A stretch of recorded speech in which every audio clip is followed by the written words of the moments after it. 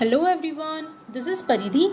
In today's video, we are going to discuss a poem of 9th standard that is Tansen. Tansen के बारे में जानने से पहले मैं आपको बताती हूँ कि इसका जो सेंट्रल थीम है वो क्या है इस पोम का। इस पोम में एक्चुअली ये देखने को मिलेगा कि किस तरह से म्यूज़िक हमारी लाइफ में इम्पॉर्टेंट होता है और जो स्टूडेंट और टीचर का रिलेशन होता है वो कैसा होता है। तो यहाँ पर आपको ये भी देखने को मिलेगा कि अकबर का कोर्ट होता है, तो अकबर का जो एम्परर होता है उसमें सिंगर होते हैं तानसेन, और वो कितने अच्छे सिंगर होते हैं जिसके थ्रू अकबर पूरी तरह से उनकी तरफ फैसिनेटेड हो जाते हैं, आप कह सकते हैं अट्रैक्टेड हो जाते हैं। और इसके साथ ही कई इवेंट्स उनकी कोर्ट में होते हैं, वो भी हम जानेंगे। तो चलिए स्टार्ट करते हैं हम। Tansen the singer and great Akbar's court one great renown through the Badshahi fort. तो तानसेन जो सिंगर हैं अकबर की कोर्ट में, वो बहुत ही फेमस हो चुके हैं बादशाही फोर्ट के कारण। जो बादशाही का मतलब आप कह सकते हैं जो मोनार्क होता है, जो वहाँ का आप बादशाह कहते हैं, तो उस फोर्ट में, वहाँ की फोर्ट में वो काफ़ी फेमस हुए हैं। His voice rang like the sound of silver bells and Akbar ravished heard the story tells. तो उनकी जो वॉइस है, उनकी जो आवाज़ है वो ऐसी होती है जैसे कि कोई बेल रिंग हो रही हो। जो साउंड होते हैं बेल का, जो साउंड होता है उसकी जैसी उनकी आवाज़ है। और अकबर उनकी आवाज़ को सुनकर हमेशा फैसिनेट हो जाते थे, हमेशा उनकी तरफ अटेंटिव हो जाते थे, अट्रैक्टेड हो जाते थे और उनमें खो जाते थे, ऐसा स्टोरीज कहती हैं। अब आपको यहाँ एक लाइन दिखेगी, इसका जस्ट जो his voice like the sound of silver bells, ये वाली जो लाइन है। अब देखिए यहाँ पर क्या है इस लाइन का मतलब, कि उसकी वॉइस मीन्स तानसेन, उनकी वॉइस सिल्वर बेल्स की आवाज़ की तरह थी। तो यहाँ पे कंपैरिजन होता है, कंपैरिजन हो रहा है वॉइस का और सिल्वर बेल्स के साउंड का। तो जहाँ कंपैरिजन होता है उसको हम कहते हैं सिमिली। तो सिमिली क्या होती है, ये ऐसी पार्ट ऑफ स्पीच होती है या ऐसी लिटरेरी डिवाइस होती है जहाँ पर कंपैरिजन होता है। या तो कंपैरिजन वर्ड लाइक को यूज़ करके होता है या फिर वर्ड एज को होता है। मैं आपको एक सिंपल सा एग्जांपल बताती हूँ, जैसे he is brave like lion, तो लायन की तरह ब्रेव है तो लाइक।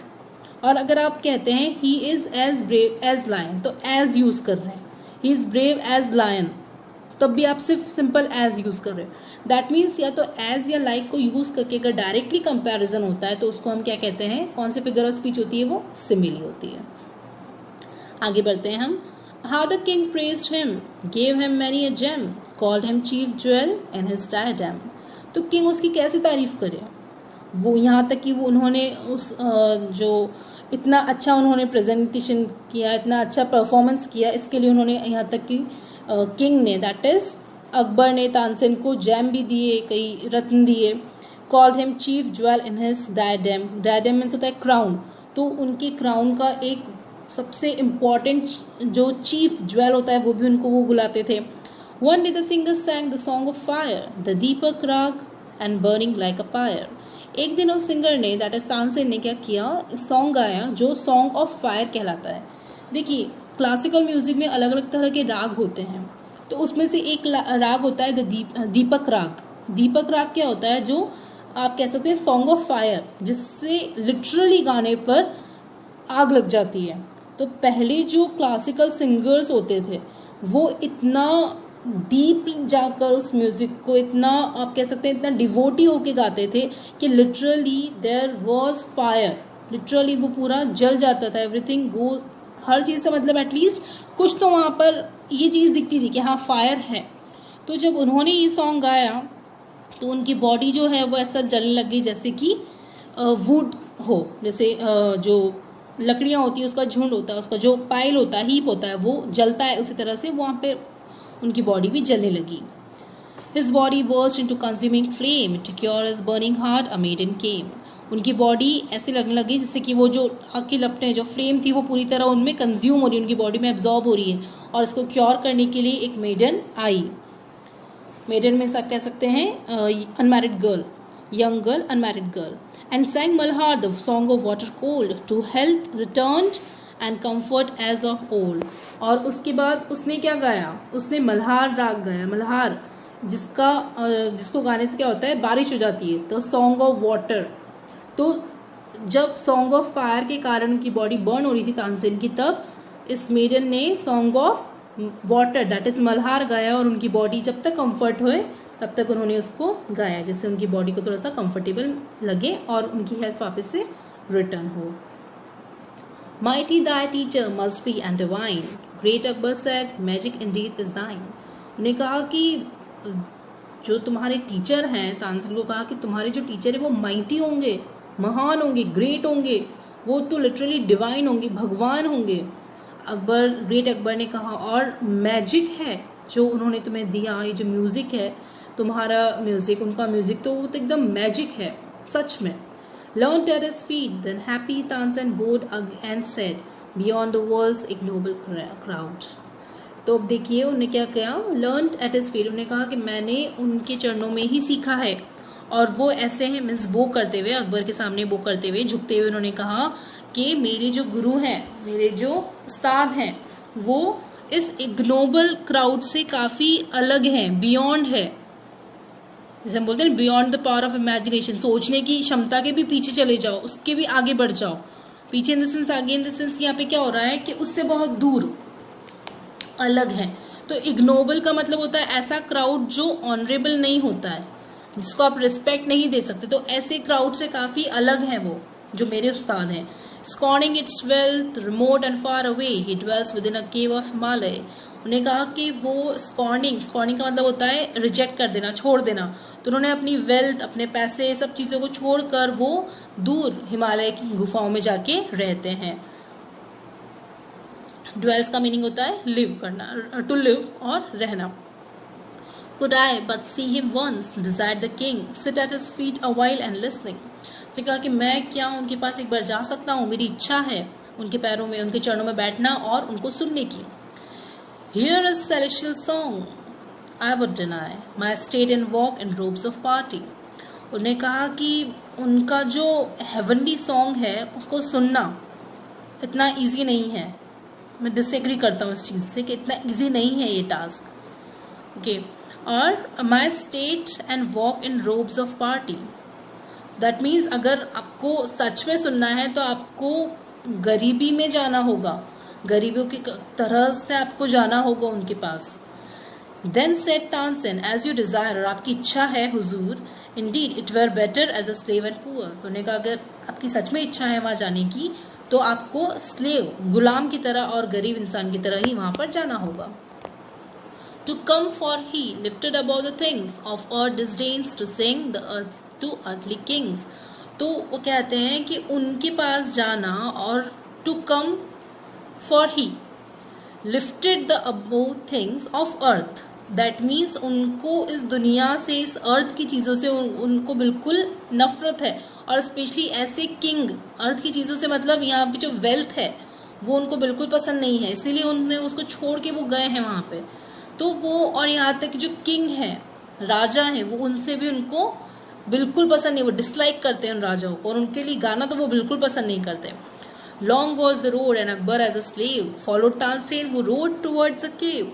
और जिस रोड से वो लोग जा रहे थे वो काफ़ी लंबी थी, और अकबर अब एक स्लेव की तरह तानसेन को फॉलो कर रहे थे, वो केव की तरह राइड कर रहे थे, केव की तरफ जा रहे थे, तब तानसेन को अकबर फॉलो कर रहे थे।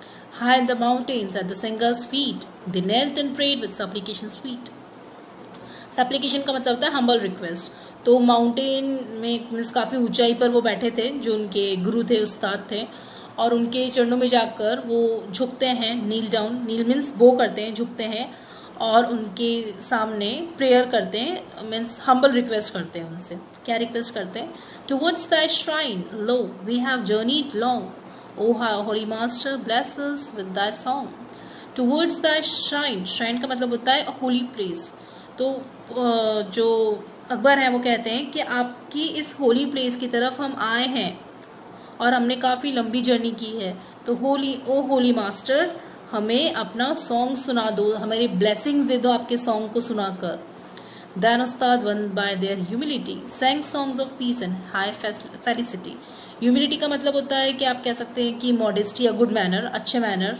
तो उनकी इस अच्छाई को, इस ह्यूमैनिटी को देखकर उन्होंने काफ़ी सॉन्ग गाए, पीसफुलनेस के या फिर ग्रेट हैप्पीनेस के उन्होंने सॉन्ग्स गाए। अब देखिए यहाँ पर आपको एलिट्रेशन, फिगर ऑफ स्पीच भी देखने को मिलेगा। तो यहाँ पर जहाँ पर आप ये देखेंगे, they knelt and prayed with supplication sweet, इसमें ये देखिए सप्लिकेशन और स्वीट, ये वर्ड रिपीट हो रहा है, दैट मीन्स एस रिपीट हो रहा है, उसका साउंड रिपीट हो रहा है। तो whenever the sound of a consonant letter repeats in a line starting sound, that time the figure of speech uses alliteration. तो यहाँ पे alliteration figure of speech use की गई है, क्योंकि आप देखेंगे लाइन में स रिपीट हो रहा है, सप्लिकेशन स्वीट, राइट। तो स है, बट वो साउंड तो रिपीट हो रहा है ना थोड़ा बहुत, स्व, तो इसीलिए हम यहाँ पर क्या बोलेंगे, एस क्या है, एलिट्रेशन है, एलिट्रेशन को शो कर रहा है ये letter, repeating sound of letter S showing alliteration. तो ये आपका सेकेंड फिगर ऑफ स्पीच हुआ जो आपका एलिट्रेशन है, जिसमें जो कॉन्सोनेंट साउंड होता है वो रिपीट होता है। आगे बढ़ते हैं हम। The Malkauns raga all ascetic rang till birds and beasts enchanted as he sang। तो अब उन्होंने कौन सा राग गाया, उन्होंने मलकाउस राग गाया, और एसेटिक का मतलब होता है जॉयफुल।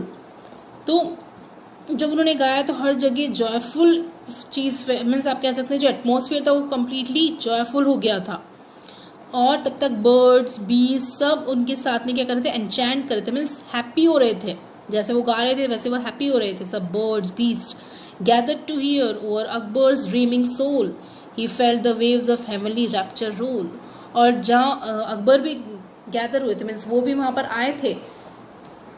देखिए अब यहाँ पे सोल का मतलब क्या होता है, आप कह सकते हैं कि मन, देखिए सोल एक्चुअली होती है आत्मा हमारी, जो हमारी बॉडी के अंदर होती है, राइट। उसी तरह यहाँ पर सोल का मतलब है कि इमोशनल एनर्जी जो किसी आर्टिस्टिक परफॉर्मेंस के लिए होती है। अब वो इतना अच्छा गा रहे हैं, इतना पीसफुल लग रहा है उनका सुनना, कि उनका जो सोल है, ऐसा लग रहा है कि जो ड्रीमिंग सोल है उसमें, उस आत्मा में, उनके मन में, उनको ऐसा लग रहा है जैसे कि हेवनली रप्चर, रप्चर का मतलब होता है फीलिंग ऑफ इंटेंस प्लेजर। तो ऐसा लग रहा है जैसे भगवान को देख रहे हो, या वो भगवान की जो प्रेयर होती है, जितना हमको उसमें रिलीफ मिलता है, जितना पीस मिलता है, उतना ही हेवनली पीस, हेवनली प्लेजर उनको मिल रहा है उस सॉन्ग को सुनकर, उस राग को सुनकर। But as he turned to speak his words of praise, Ustad had vanished from his wondering gaze। लेकिन जैसे वो बोलने लगे, शब्द तारीफ करने लगे, वैसे उस्ताद ने क्या किया, वहाँ से डिसअपियर हो गए, वैनिश हो गए, और फ्रॉम हिज वॉन्डरिंग गेज, जैसे वो देख रहे थे, वॉन्डरिंग मीन्स आप कह सकते हैं कि एकदम वॉन्डर कहते हैं कि बहुत एकदम अलग सा फीलिंग होती है वॉन्डरिंग। तो जैसे वो देख रहे थे, उसको स्टेयर कर रहे थे, घूर रहे थे, वैसे ही उस्ताद मीन्स जैसे ही बोलने वाले थे किंग, वैसे उस्ताद क्या हो गए, वैनिश हो गए।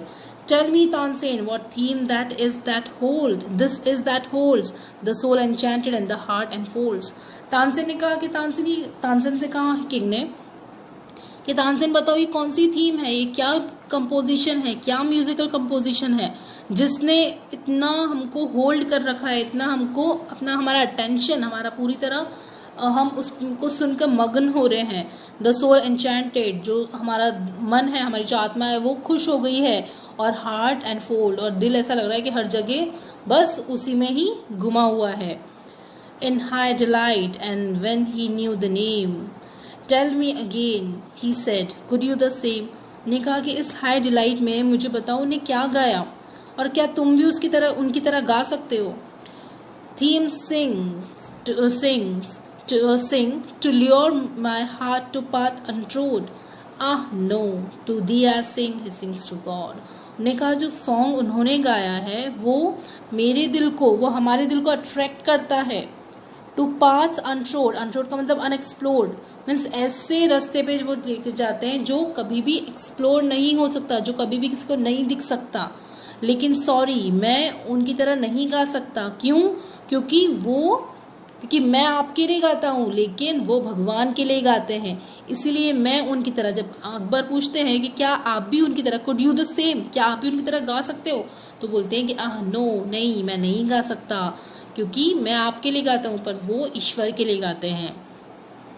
तो आई होप आपको आज की पोएम समझ में आई होगी। आपको ये भी समझ में आया होगा जो गुरु और शिष्य का रिलेशन होता है, कि मतलब अगर शिष्य इतना डिवोटी है तो वो गुरु से हर चीज़ सीख सकते हैं, और द सेम टाइम गुरु भी अपनी शिष्य के लिए पूरी तरह, आप कह सकते हैं that the Guru the teacher is completely for the student, अगर वो अपना पूरी तरह से ध्यान दे रहे हैं स्टूडेंट पे, then everything is possible. So I hope आपको समझ में आया होगा। This poem is written by Hazrat Inayat Khan. तो आगे बढ़ते हैं हम। होमवर्क आज का, how did Akbar reward Tansen for the aesthetic effect of his singing, किस तरह से अकबर रिवॉर्ड करते थे तानसेन को। Second question, what did Tansen tell about his teacher to Akbar, क्या बोलते हैं वो टीचर के बारे में अकबर को। Pick out 5 pairs of rhyming words from the poem. Rhyming words आपको पता होंगे आई होप, जो वर्ड्स जिनका टोन सेम होता है, like for example bat cat, okay, you can say like hit sit, तो ये वर्ड्स राइमिंग वर्ड्स होते हैं। ऐसे आपको 5 पेयर्स फाइंड करने हैं। Fourth one is write one exam, you to find one example of alliteration and simile. Please जो मैंने एग्जाम्पल बताया उनके अलावा फाइंड कीजिएगा। Question number 5 is why could Tansen singing not produce the same effect as that by Ustad. Tansen की जो singing थी उतना इफेक्ट क्यों नहीं कर पाई जितना उनके उस्ताद की सिंगिंग इफेक्ट करती थी। तो आपको कुछ भी डाउट हो, in case of any doubt और difficulty, feel free to ask me. Take care, stay safe.